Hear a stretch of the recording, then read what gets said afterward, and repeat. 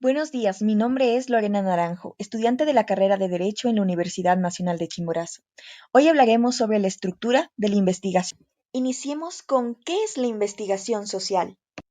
La investigación social es un proceso de producción de conocimiento mediante el método científico, donde su objeto de estudio son la estructura, las transformaciones y los cambios de la realidad social.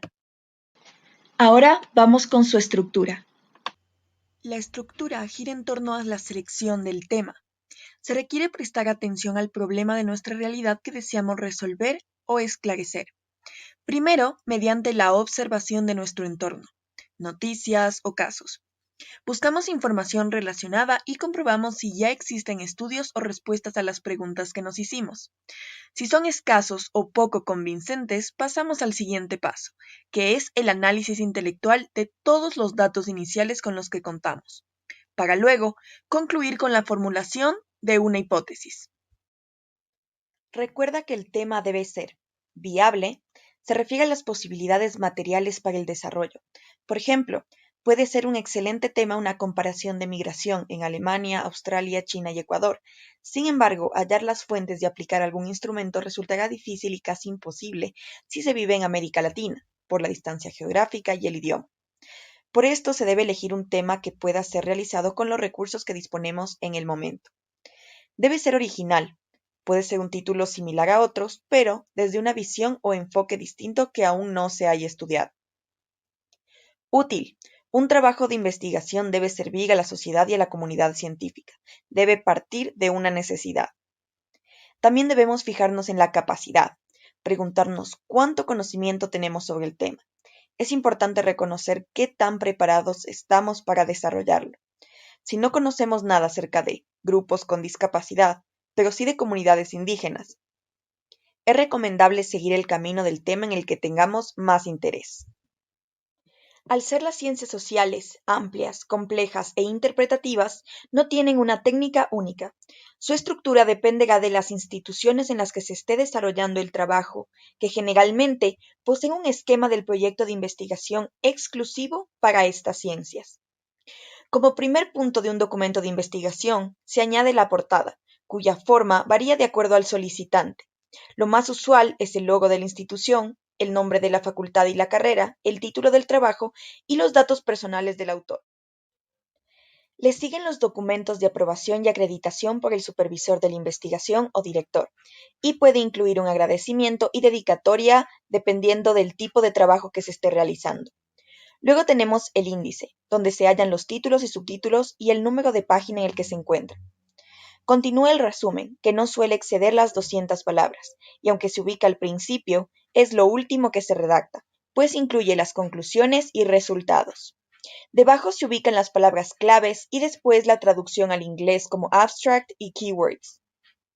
Iniciamos el primer capítulo con el marco referencial, el cual contiene primero el planteamiento del problema. Permite expresar cuál es la situación que puede ser mejorada, cuáles son sus características reales y allí se debe delimitar qué o a quién se va a estudiar y además el lugar donde se realizará la investigación. Segundo, la justificación. Responde a la pregunta ¿por qué? ¿Por qué se debería realizar el proyecto y cuál es la necesidad de su realización?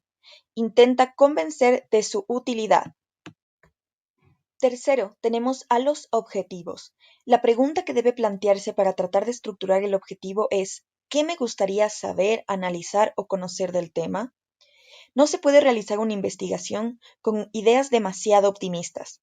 Se debe ser realista y definir el tema conforme a las propias posibilidades.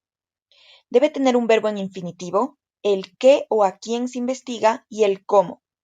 Dependiendo de la extensión de la investigación, se tiene un objetivo general que engloba el propósito de la actividad y de 3 a 7 objetivos específicos, que reúnen las acciones que deben ser hechas para cumplir el general.